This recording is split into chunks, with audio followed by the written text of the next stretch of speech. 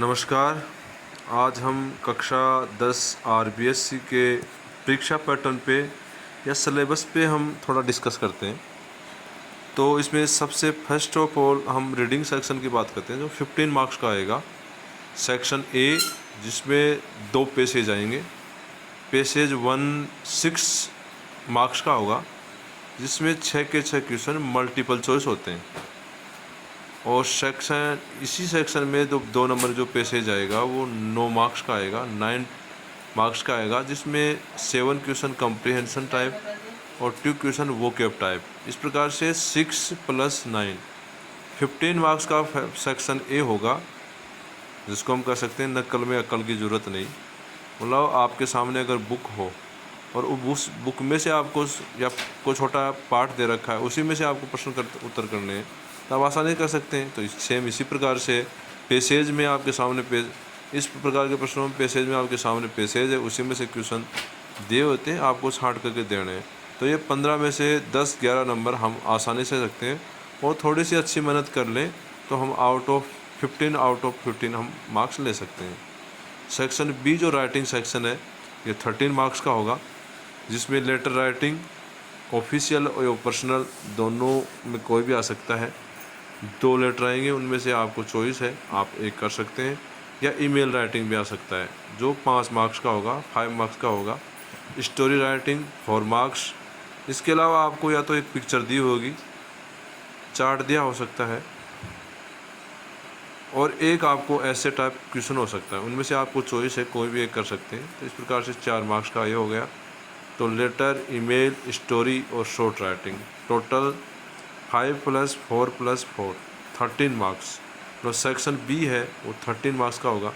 Section C जो grammar portion है 12 marks होते हैं, जिसमें टेंसेज 4 मार्क्स के 4 क्वेश्चन होते हैं, इसमें 4 प्रश्न आएंगे। Reported speech 2 marks. कॉन्कर्ड या हम कह सकते हैं सब्जेक्ट वर्ब एग्रीमेंट, ये 2 मार्क्स। टैग और फ्रेमिंग क्वेश्चन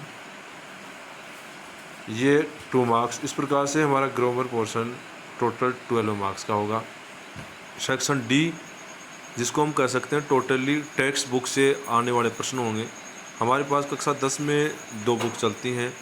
एक फर्स्ट फ्लाइट जिसमें 2 सेक्शन हैं, पोइट्री और प्रोज सेक्शन। फर्स्ट हम बात करते हैं प्रोज सेक्शन की।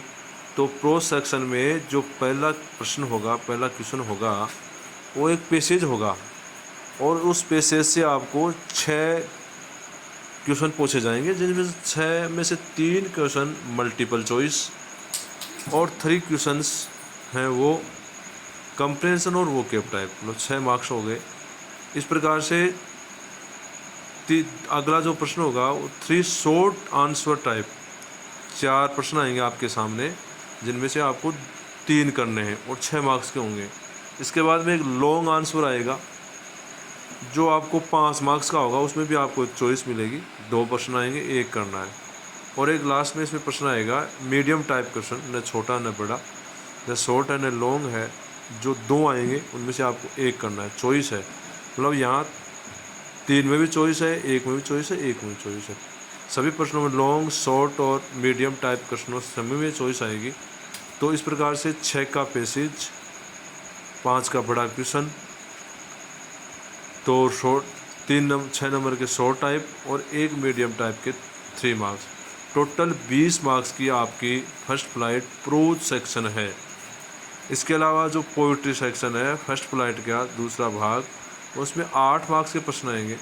हम ये कह सकते हैं इसमें से एक एक्सट्रैक्ट आएगा, जिसको हम साधारण भाषा में कह सकते हैं कि पोइट्री का पैसेज आएगा, जिसमें से हमें 2 प्रश्न पूछे जाएंगे, तो 4 मार्क्स के होंगे।